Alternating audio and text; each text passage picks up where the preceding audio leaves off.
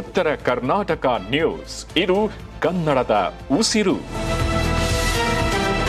ಚಿತ್ರದುರ್ಗದ ರೇಣುಕಾಸ್ವಾಮಿ ಕೊಲೆ ಪ್ರಕರಣದಲ್ಲಿ ಆರೋಪಿಯಾಗಿರುವ ನಟ ದರ್ಶನ್ ಬಂಧನಕ್ಕೊಳಗಾಗಿ ಇಂದಿಗೆ 2 ವರ್ಷಗಳು ಪೂರ್ಣಗೊಂಡಿವೆ.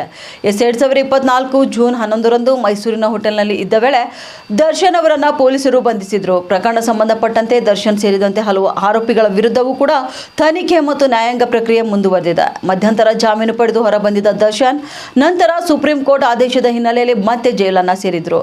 ಇದೇ ವೇಳೆ ಪ್ರಕರಣದಲ್ಲಿ ಭಾಗಿಯಾಗಿದ್ದ 5 ಆರೋಪಿಗಳ ಜಾಮೀನು ರದ್ದುಪಡಿಸುವಂತೆ ಪ್ರಾಸಿಕ್ಯೂಷನ್ ಸಲ್ಲಿಸಿದ ಅರ್ಜಿಯನ್ನು ಹೈಕೋರ್ಟ್ ವಜಾಗೊಳಿಸಿದೆ. ಈ ಬೆಳವಣಿಗೆ ಪ್ರಕರಣಕ್ಕೆ ಹೊಸ ತಿರುವು ನೀಡಿದ್ದು ಮುಂದಿನ ನ್ಯಾಯಾಂಗ ವಿಚಾರಣೆಗಳತ್ತ ಎಲ್ಲರ ಗಮನ ಸೆಳೆದಿದೆ. ಇನ್ನು ರಾಜ್ಯಾದ್ಯಂತ ಹೆಚ್ಚು ಚರ್ಚೆಗೆ ಗ್ರಾಸವಾಗಿದ್ದ ಈ ಪ್ರಕರಣದ ಬಗ್ಗೆ ಸಾರ್ವಜನಿಕರಲ್ಲಿ ಇನ್ನೂ ಕುತೂಹಲ ಮುಂದುವರೆದಿದೆ.